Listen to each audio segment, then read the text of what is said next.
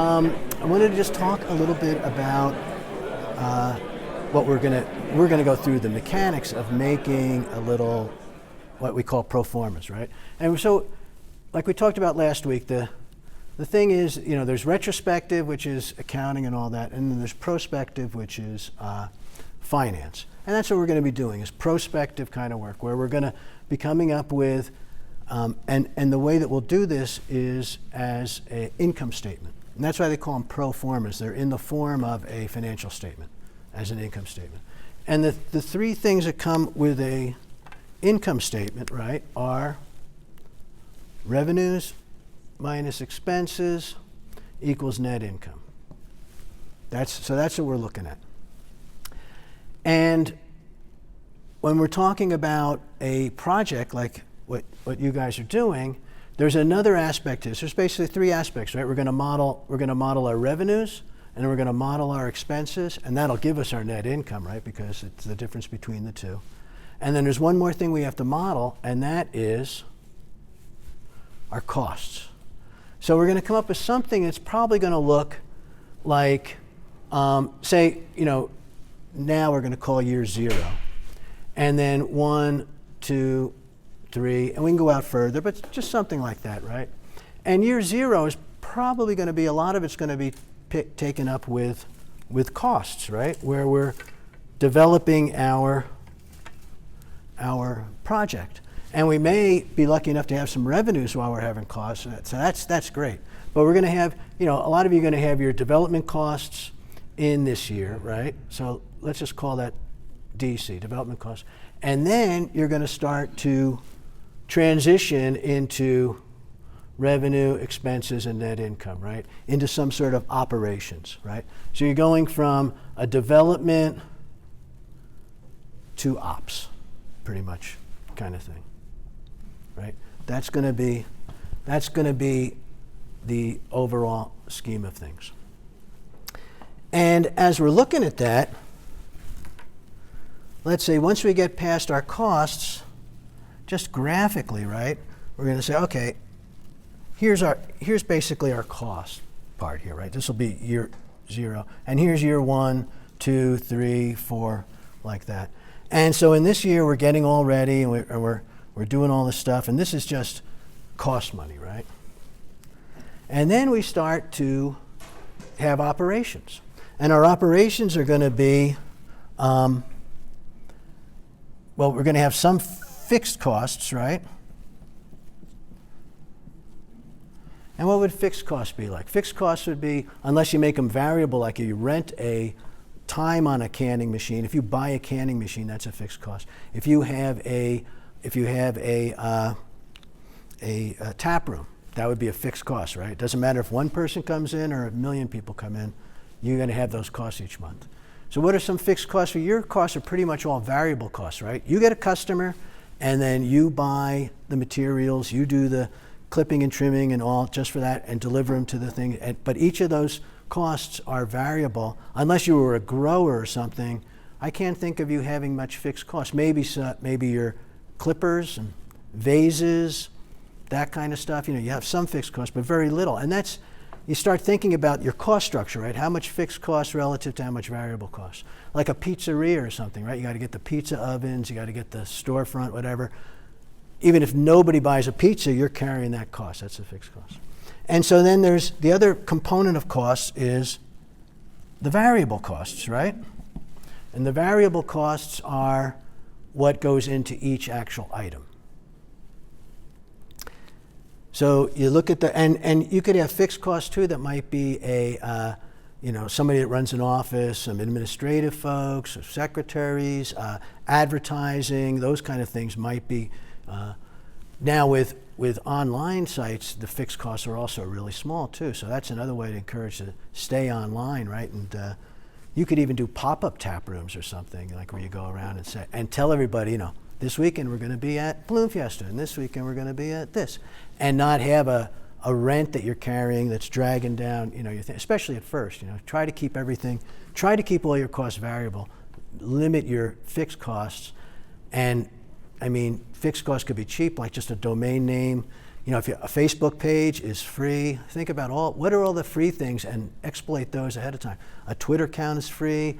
MailChimp is a great way to build up a mailing list for free, up to 2,000. You can have 2,000 people on your MailChimp list, and it's all completely free. So think about those kind of things. What you can do to manage your fixed costs or eliminate fixed costs, and just have variable costs, and try to get customer interactions and try to see what people like about the stuff, how they're using it, why they're using it.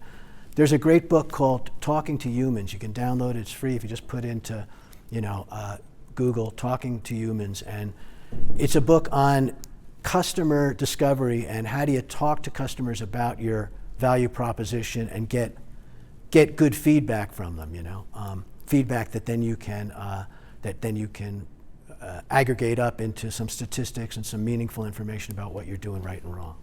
And they call that qualitative research, because it's not quantitative necessarily, it's qualitative. You're asking, what do you think about this and that? And they're giving you qualitative, subjective answers, but you want to have the subjectivity in a way that you can actually use it for information. So it's a great book, and again, it's free, so no fixed costs, right?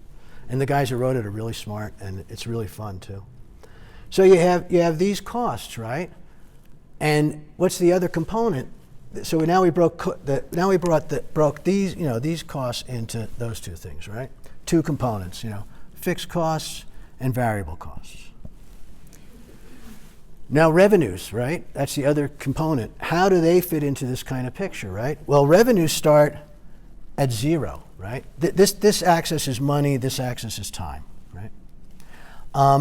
So it starts at zero, and then revenues, as you sell units, it could be time, or this could be quantity, how many units you're selling. As you go up, here's your revenues, right? So for each sale, obviously, at the end of the day, you want to sell something, you're pricing it, right? You're thinking about pricing, and that's the key for revenues, right, is pricing. What price you're going to sell, and then quantity, how many are you going to sell, right? And what is revenue but price times quantity, right? How many you sell at what price? And that gives you your revenue. So you'll be driving those in your spreadsheet, and you're making estimates about that. So you're going to have to make some decisions about what you think your costs are and what you think your revenues are going to be, and pricing. And so, and you want to sell things for more than it costs you to make them, obviously. Certainly more than the variable costs, right? A lot of times we break these income statements up, and we'll say, well, here's our revenues, and then we're going to break our costs into, sometimes it's the variable costs, it's almost like variable costs, but we call it something else. We call it COGS. You ever hear that word? Cost of goods sold, right? That's the variable cost per se, right? They're pretty much the same thing. There's some differences, but so COGS is how much goes into the cost of each actual good, right? And so if you take revenues and you take the cost of goods sold away from it, then you have your operating earnings or operating profit or something. And then you take the fixed costs, or sometimes they call it, sales, general and administrative, stuff like that. You'll see line items SG&A, but it's really the fixed costs. And then you reduce the fixed costs out, and then you get your net income. And then this gives you two ways to look at, are you at least covering these guys, right? And then you have some kind of contribution margin, is what the cost accountants call it, that's going towards covering your fixed costs. Sooner or later, and then you want to think about, well, if my contribution margin is X and my fixed costs are 100X, then I have to sell 100 units to cover my fixed costs. And then you start thinking about how you're covering this part of your monthly nut or whatever. So now we have these dynamics on a little graph, right? So I'm going to ask you about a couple of points. What is this point here called? Break even. Boom. That's the break-even point. That's where your revenues are covering your costs. And so you want to see, where do you get to break even? And really if you can start talking dynamically about your costs in this way, even if they're just sketched out for next week, you can talk meaningful to people, and they'll think that you're an operator. I have to sell X amount of units to break even. And I've done that because I know what my fixed costs are. I got them here detailed on a spreadsheet. I know what my variable costs are. I got them detailed on a spreadsheet. This is my pricing going to be, and so that's where we're going to cross that line. And then, so then what's this part called? Profit. Profit. Bingo. Make sense? And that's where you want to get, right? You want to be on this side of the break even. And how long does it take you to get there? Right? How long does it take to get there, say in a year, right? If we're talking about a year.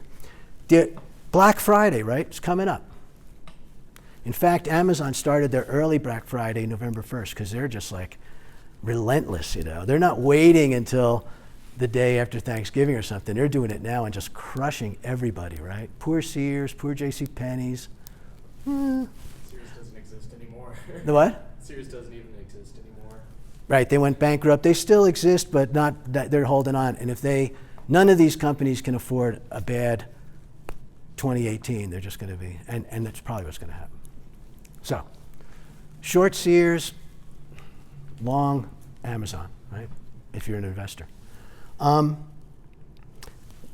Black Friday, what does the term mean? When you get into the black.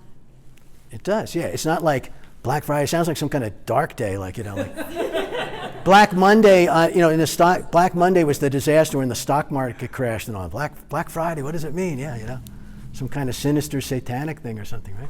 No, that's what it means. That's when retail firms traditionally go from operating in the red, which means operating over here, to operating over here. And that just tells you how skinny their margins are, right? And how risky that business is. They don't cross this break-even threshold into the promised land until the day after Thanksgiving. And then they have like 4 weeks to scramble to squeak out some kind of profit here. Hardly sounds like a good business model to me, right? And it's not. It's incredibly skinny margins. You know, think about that Kmart over on Carlisle. It's closed now, right? How could that even exist? Because you have to fill up that giant parking lot. There's nobody ever there. All that inventory in that giant store, and people come in maybe buy one or two things. You know, how do they make money? It just doesn't make sense. So, retail is really having, you know, challenges now trying to rethink what they're doing. There's lots of, you know, little artisanal, just like artisanal breweries and coffee shops and kombucha and stuff like that, and what you're doing, Flores, that are capturing small niche markets, and people like to buy local and have interactions. But there's, on the other side, these just like megaliths that are just online that don't have the fixed costs of inventory and bricks and mortar stores and all that, and then they can take those savings and pass it on to everybody else, right? Pass it on to their customers. And you can't compete if you have to cover these kind of costs and the other guy doesn't have these costs. So I think we got a pretty good idea dynamically about the structure of how this kind of stuff works, right? MBA ASAP.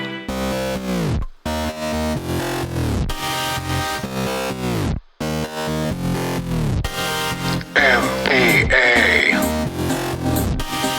ASAP.